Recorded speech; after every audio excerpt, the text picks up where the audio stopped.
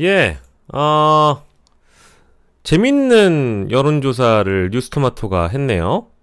그렇습니다. 제3지대 보수 후보 적합도. 허허, 그렇구만. 제3지대만 따가지고 봤어요.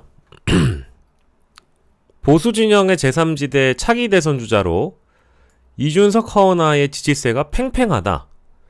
그런데 국민 절반가량은 적합한 인물이 없다라고 판단했다. 제3지대 대선 주자로 다른 인물을 꼽은 응답도 20% 정도로 차지했습니다. 미디어 토마토, 뉴스 토마토 정기 여론조사를 보니까요.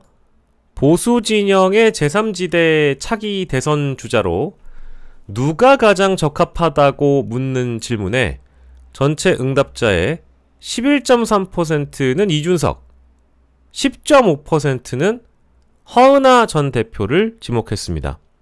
근데 아까 말씀드린 대로 적합한 인물이 없다는 응답이 몇 퍼센트?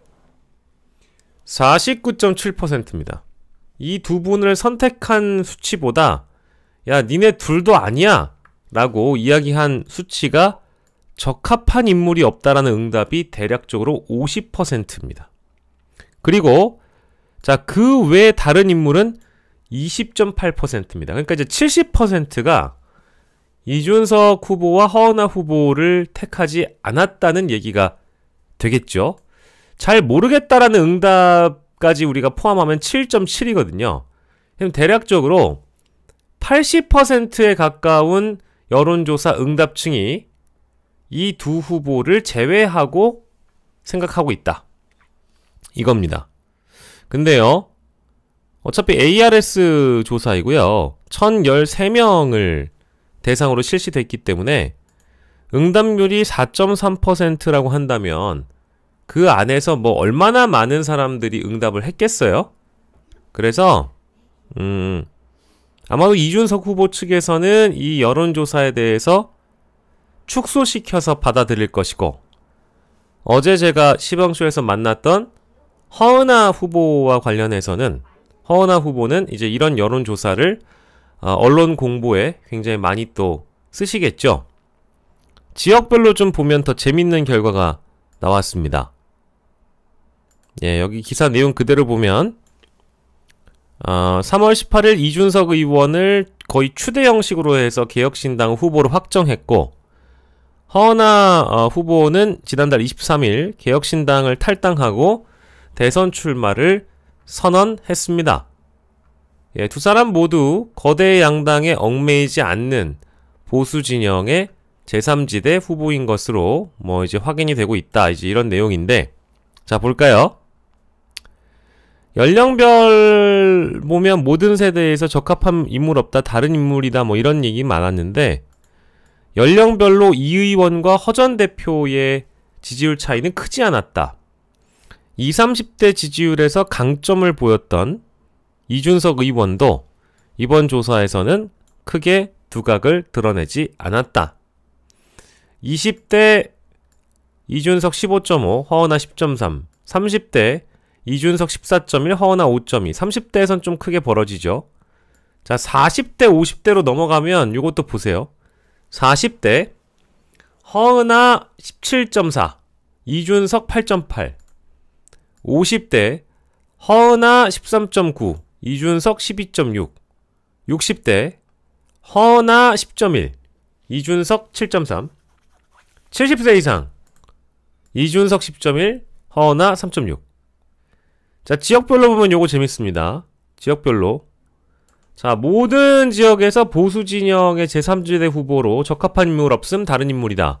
요거는 이제 앞에 설명을 드렸던 거고, 이준석 의원과 허 후보의 지지율도 전 지역에서 오차 범위 내 접전이었다. 자, 서울 이준석 11.4, 허은하 11.2.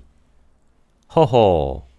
자, 경기 인천 이준석 12.6, 허은하 8.4. 대전 충청 세종 허은하 13.1. 오우. 이준석 8.8.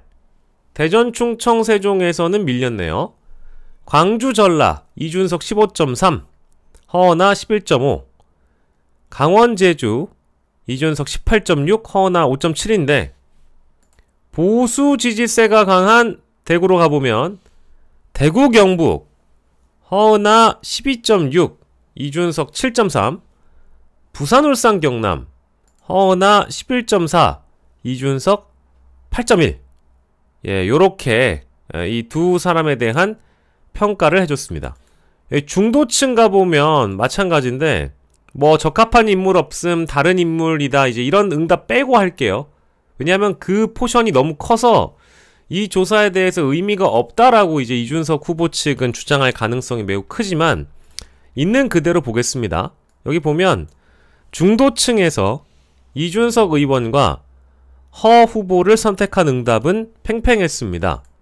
중도층 허은하 11%, 이준석 10.7. 예, 보수층으로 넘어가면 허은하 11.4, 그리고 허은하 7.8, 이준석 11.4.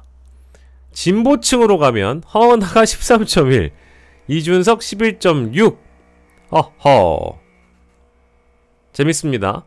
정당별로 보면은요, 국민의힘 지지층은 이준석을 6.4로 잡았고요. 허은하가 3.3인데, 자, 민주당 지지층과 가보면 17.8이 허은하, 이준석은 11.5인데, 조혁당은 또 반대예요. 이준석이 18.4, 허은하가 17.5였습니다. 다만 개혁신당 지지층의 경우 72.1%가 이준석 의원을 선택했고요. 허은하 전 대표를 지지한 개혁신당 지지층은 9.4%에 그쳤습니다. 요렇게 나와 있습니다. 요 조사가 상당히 재미있는 조사예요. 왜냐면 이 조사를 여타 여론조사에서 하질 않거든. 왜냐면 보통 다자구도상 그 1% 이상은 또 나와줘야 여론조사에 잡히는데, 사실은 얼마 전까지도 리얼미터나 몇몇 조사에서는 그 이준석을 조사에서 볼 수 없었던 내용도 있어요. 그러니까 1% 미만으로 나와서 그 다자구도상에 이준석 이름이 없는 곳도 있었거든요. 근데 이제 본격 선거전에 돌입하면서 많은 사람들의 관심이 모이고 여론조사 응답에 대한 응답률이 조금씩 높아지면서 이준석 후보의 지지율이 올라왔던 것도 사실이고요. 또 지금의 상황에서는 빅텐트에 대한 기대 가능성이 굉장히 커지고 있다 보니까 이준석 후보에 대한 지지도도 같이 뛰죠. 그러다 보니까 당연히 이준석 후보에 대한 지지율이 오르는 효과도 나오고 각종 여론조사에서 이른바 두각을 좀 드러내는 것도 사실입니다. 그런데 그렇다고 해서 허은하와 이준석을 요렇게 맞붙어 놓은 여론조사는 없었죠. 예, 그래서 이게 굉장히 신기한 조사입니다. 뉴스토마토가 가끔 이런 미디어토마토와 함께 언론 보도에서 쓰일 만한 재미있는 조사들을 많이 내놓거든요. 예. 제3지대 보수 후보 적합도, 이준석, 허은하, 팽팽. 근데 응답층의 절반은 모르겠다, 인물 없다, 이제 이렇게 얘기를 한다는 점. 예, 재미있는, 아무튼 뭐 흥미로운, 그야말로 흥미로운 조사라고 볼 수 있겠습니다. 여러분들은 어떻게 보셨는지요? 재밌죠?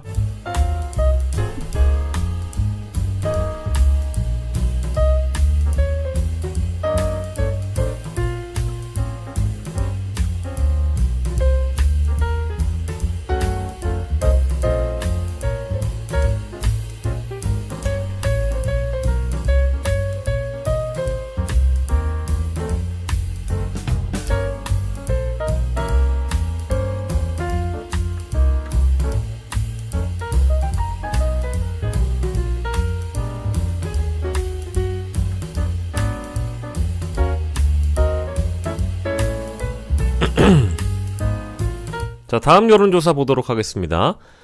쇼미더 영심 함께하고 있습니다. 이재명 50.1대 김문수 28.3이라는 정기 여론조사 두 번째 기사를 보겠습니다. 자, 두 번째 기사에서도 이거는 뭐 너무 예상이 가능한 일이죠. 이재명 전 대표가 김문수 전 장관과의 대선 4자 가상 대결에서 과반의 지지를 받는 것으로 확인됐습니다. 그러니까 4자 가상 대결이니까 이렇게 나와 있죠. 이재명 대 김문수 대 이준석 대 이낙연이라고 나와 있네요. 이낙연을 심지어 껴 넣었는데요. 일단 이낙연 지지율도 함께 잡아 넣었습니다. 이재명 후보는 김문수 후보를 20%포인트 이상 큰 격차로 누르면서 확실한 우위를 점했고요. 중도층에서도 이재명 후보의 지지율은 60%를 훌쩍 넘었습니다. 이준석, 이낙연 그저 한 자릿수였다더라.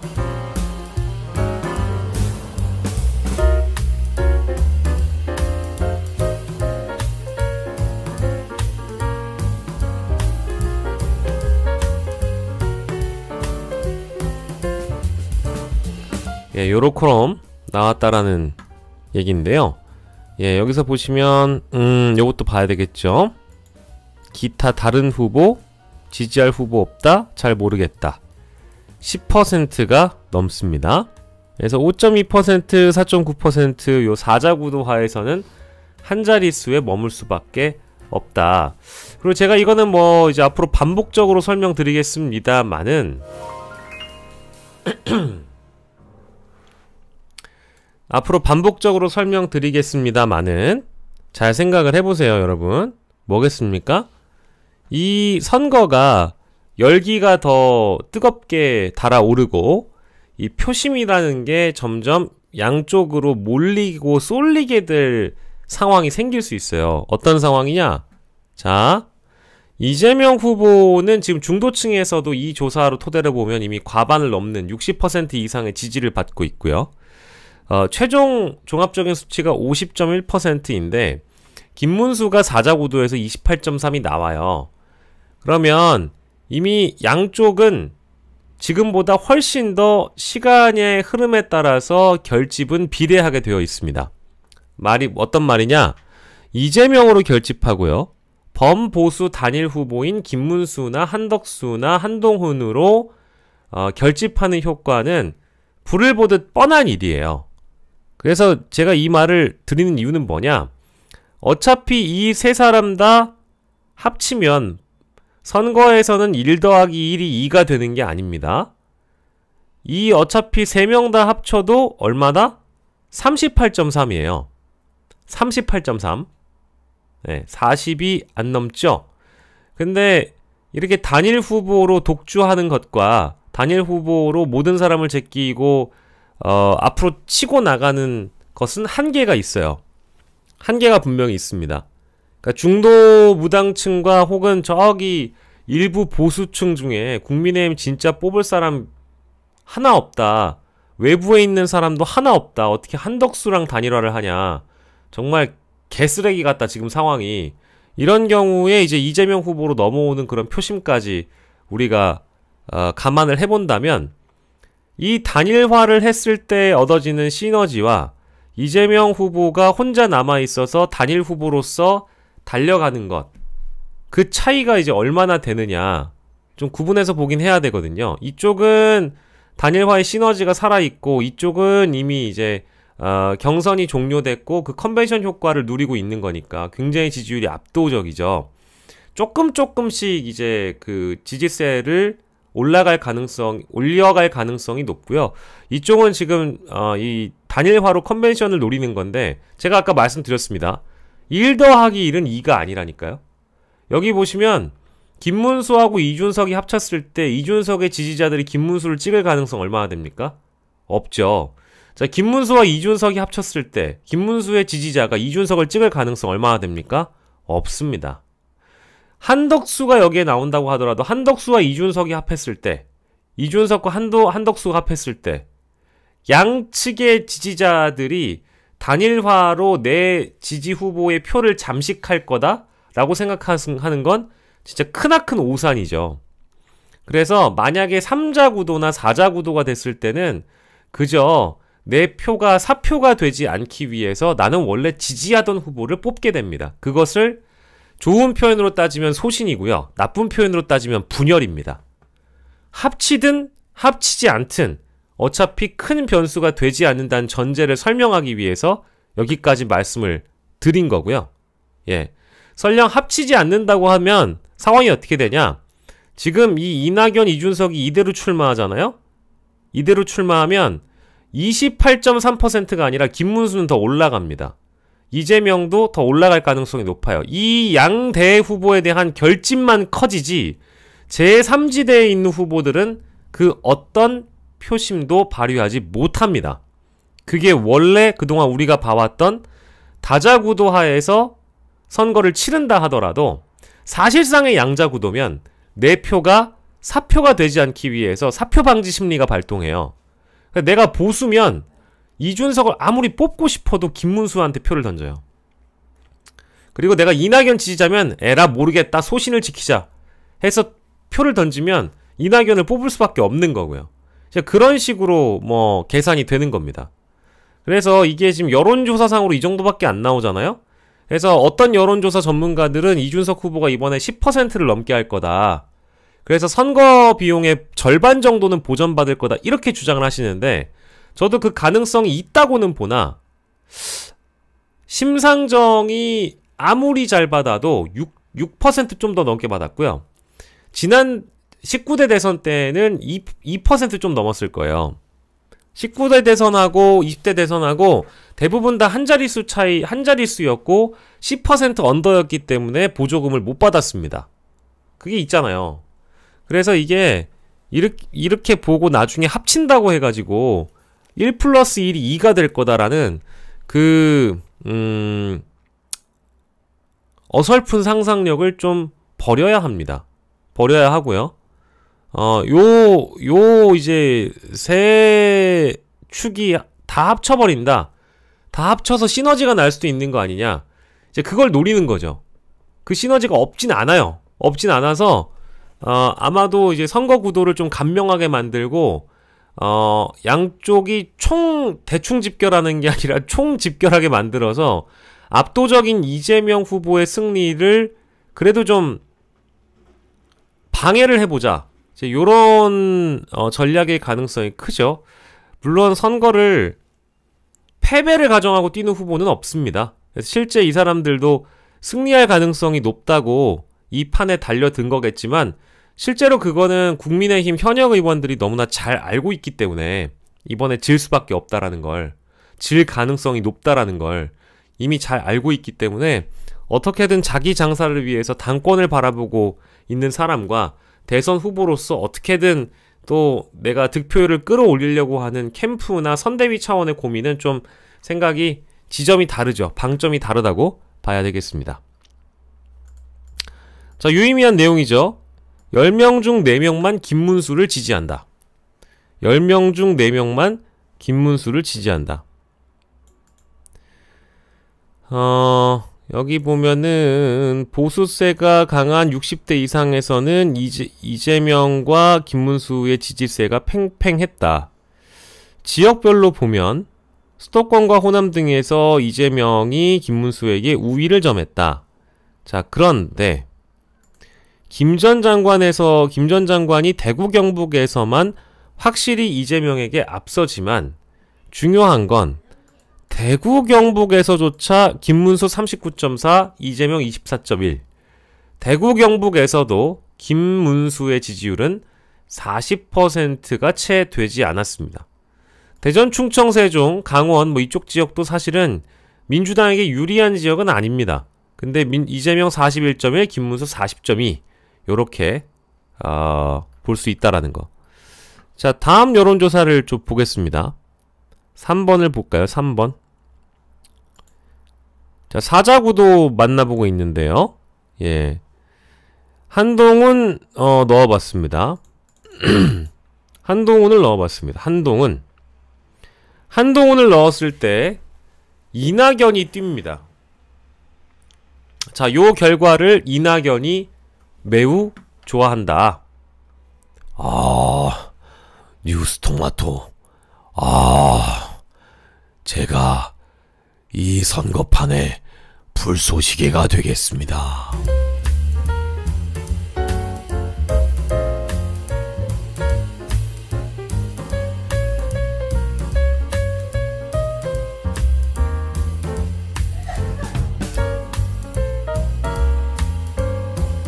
자, 그래서 보면 한동훈이 24.1이 나오고요. 소폭 이재명 후보가 좀 빠지죠. 근데 이거는 사실은 이 경우에 이재명 후보가 앞서서 봤던 김문수 후보와의 그 차이가 한 1% 차이죠. 1%. 그래서 뭐 큰 의미 없다고 저는 보고요. 다만 한동훈 후보가 아까 우리가 봤던 김문수 후보의 상황과 봤을 때 4% 차이가 나는 거죠. 4% 차이가 난다. 이렇게 우리가 봐야 될 것 같고요. 자, 보시면 24.1, 이낙연 10.4, 이준석 4.5 이렇게 나오고요. 저 밑에 보면 또 다른 분이 또 나올 텐데 어딨어? 한동훈 말고 여기도 또 TK와 관련된 내용은 유사합니다. 예, 10명 중 4명만 한동훈을 지지한다. 요 정도만 보시고요. 자, 그리고 한덕수를 넣어봤습니다. 한덕수. 오늘 사의 표명할지 모를 한덕수를 넣어봤습니다. 한덕수를 넣었더니 최소 격차로 드러났다.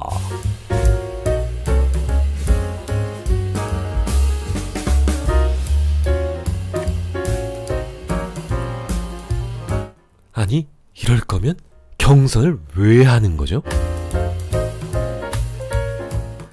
그냥 우리 당을 그냥 떠먹여 바치시죠.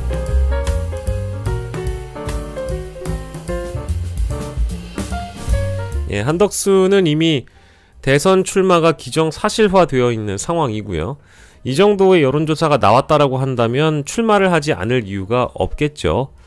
예, 근데 여론조사가 그대로 득표율로 이어지지 않습니다. 실제 이 조사에서도 이 정도로 대략적으로 20%의 차이가 지금 나고 있는 상황이잖아요. 아무리 압도적인 승리를 막고 싶어서 빅 텐트를 치고 반 이재명 전선으로 모여봐야 오히려 내가 투표장에 나가지 않아도 이재명이 어차피 대통령이 되겠지 하는 유권자들을 투표장으로 불러 모을 뿐이에요. 아까도 이제 말씀드렸던 대로 빅 텐트라는 걸 쳐봐야 1 더하기 1 더하기 1이 3이 되는 게 아니라니까요.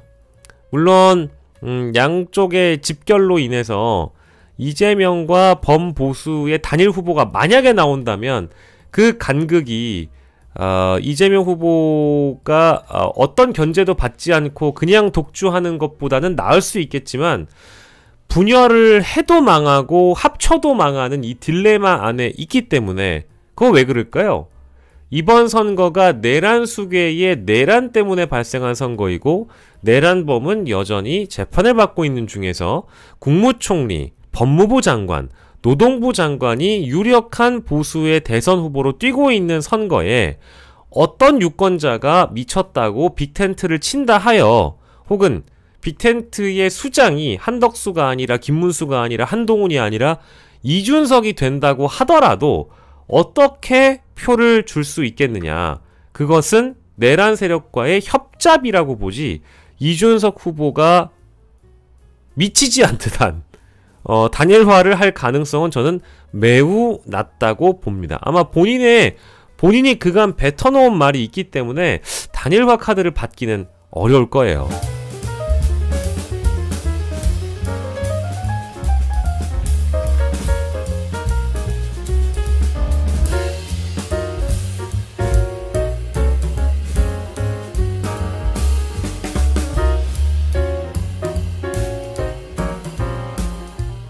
예, 그래서 한덕수가 최소 격차를 보였다 정도만 정리하고요. 이낙연, 이준석 4.1, 4.3 이렇게 나왔다 말씀드리고, 자 5번은 아까 봤고요. 자, 정당 지지도도 함께 만나보겠습니다. 정당 지지도입니다.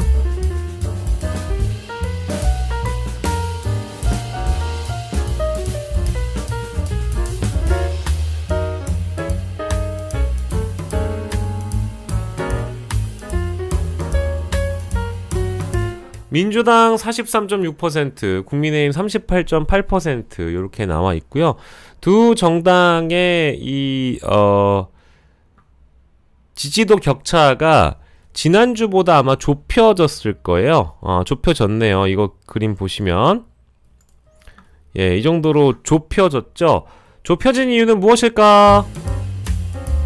자, ARS 조사에서 이렇게 5%로 팍 튀는 결과가 나올 수밖에 없는 건 다른 이유가 없습니다. 그냥 언론에 많이 노출이 됐고 실제 경선 과정에서 국민의힘이라는 정당이 지금 경선하고는 있구나. 그리고 여기에서 본선 후보를 뽑는 과정이구나를 인지한 거죠. 유권자들이. 그리고 이 여론조사 응답층도 그래요. 국민의힘에서 경선하고 있군요.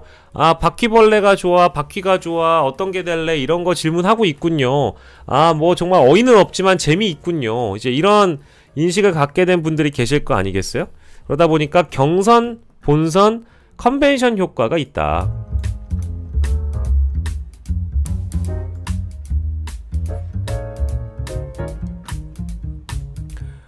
그러면 민주당도 경선했는데 왜 민주당은 경선 거시기가 없나요? 컨벤션 효과가 없나요? 이렇게 물어보시면 왜겠어요?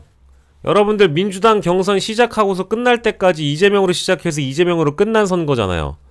이재명 후보가 안 될 거라고 생각해 보신 분 있습니까? 김경수한테 밀리거나 김동연한테 밀려서 이재명 후보가 대선 후보가 될 가능성이 제로에 가깝다. 혹은 그 가능성이 굉장히 높다. 이렇게 생각하신 분들 없잖아요. 그러니까 경선이 끝난다 하더라도 물론 내용적으로 그리고 대선 후보 수락연설이나 이런 측면은 분명히 어떤 대선 주자들보다도 두각을 드러낸 것도 맞고 실제로 저는 영향을 줬다고 보는데 이재명 후보 지지도에. 왜냐하면 어쨌든 지도자다움, 대통령다움 등등을 보여주기 위한 민주당의 경선이었잖아요.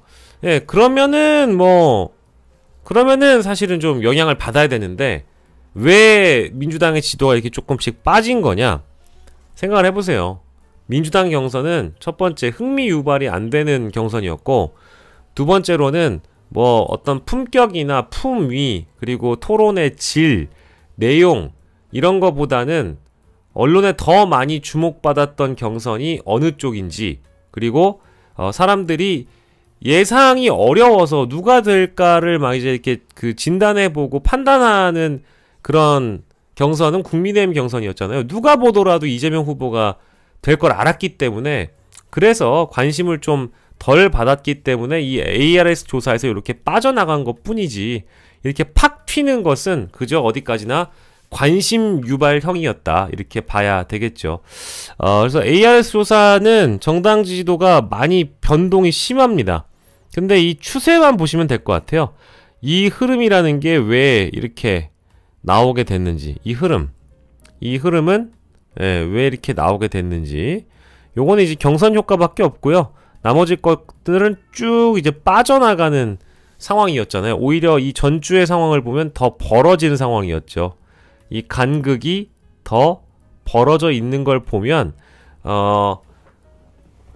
조기 대선이라는 불가피한 선거를 하게 된 계기가 윤석열이라는 내란 수괴 때문인데 여전히 국민의힘은 똥볼을 차거나 사람들이 진정한 사과를 안 하거나 혹은 윤석열에 대한 제명 조치나 이런 거 등등을 하지 않거나 했기 때문에 그래서 실망이 더 크고요. 국민의힘 내부에서 삐걱거렸던 여러 장면들이 이 여론조사 응답층들에게는 있는 겁니다. 하지만 그 실망이나 비판도 잠시 경선이 재밌네?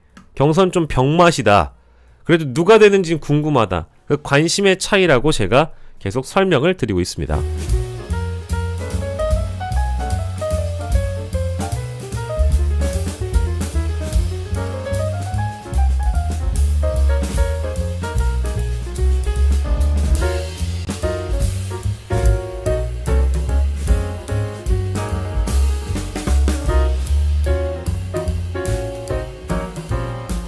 네, 쇼미더 영심, 뉴스토마토가 오늘 하루 쇼미더 민심을 빼먹었기 때문에 쇼미더 영심이 나서 봤습니다. 여러분들을 위해서 일단 여론조사를 좀 만나봤고요.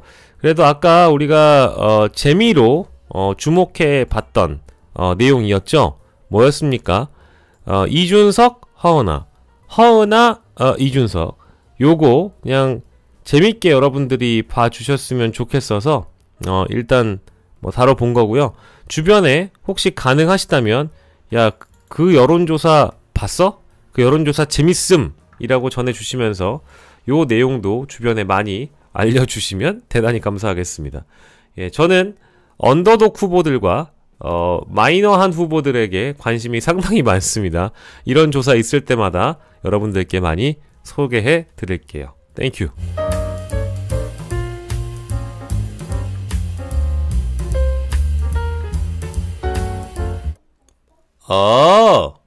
예. 제가, 예. 기억이 안 납니다. 들어가겠습니다. 감사합니다. 고맙습니다.